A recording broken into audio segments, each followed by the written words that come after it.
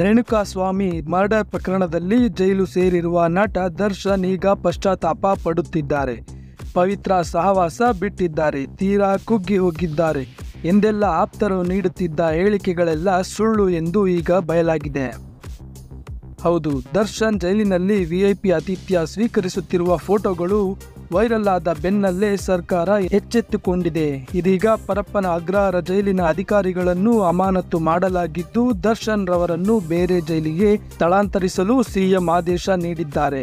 ದರ್ಶನ್ ತಮ್ಮ ಪರಿಚಿತರೊಂದಿಗೆ video call ಮಾಡಿರುವುದು ಮತ್ತು ಮೆತ್ತನೆಯ ಬೆಡ್ನಲ್ಲಿ ಕೂತಿರುವುದು, ಸಿಗರೇಟ್ ಕಾಫಿ ಕಪ್ ಹಿಡಿದುಕೊಂಡು ಲಾನ್ನಲ್ಲಿ ಕುಳಿತಿರುವ ಫೋಟೋ ವಿಡಿಯೋಗಳು ವೈರಲ್ ಆಗಿರುವುದು ಪತ್ನಿ ವಿಜಯಲಕ್ಷ್ಮಿಯವರ ಮುಜುಗರಕ್ಕೀಡಾಗುವಂತೆ ಮಾಡಿದೆ.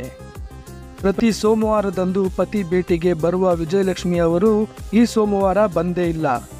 ಜೈಲಿನ ಹೊರಗೆ ಮಾಧ್ಯಮಗಳು ಕಾಯುತ್ತಿರುವುದರಿಂದ ವಿಜಯಲಕ್ಷ್ಮಿ ಜೈಲಿಗೆ ಭೇಟಿ ನೀಡಿಲ್ಲ. ಪತಿಯ ಬಿಡುಗಡೆಗಾಗಿ, ಒಳಿತಿಗಾಗಿ ವಿಜಯಲಕ್ಷ್ಮಿ ಪ್ರಾಮಾಣಿಕ ಪ್ರಯತ್ನ ಮಾಡುತ್ತಿದ್ದಾರೆ. ಇತ್ತ ದರ್ಶನ್ ತಪ್ಪಿನ ಬಗ್ಗೆ ಕೊಂಚವೂ ಪಶ್ಚಾತ್ತಾಪವಿಲ್ಲದವರಂತೆ ಜೈಲಿನಲ್ಲಿ ಮೋಜು ಮಸ್ತಿ ಮಾಡುತ್ತಿರುವುದು ಸರಿಯೇ ಎಂದು ಸಾರ್ವಜನಿಕರು ಆಕ್ರೋಶ ವ್ಯಕ್ತಪಡಿಸುತ್ತಿದ್ದಾರೆ.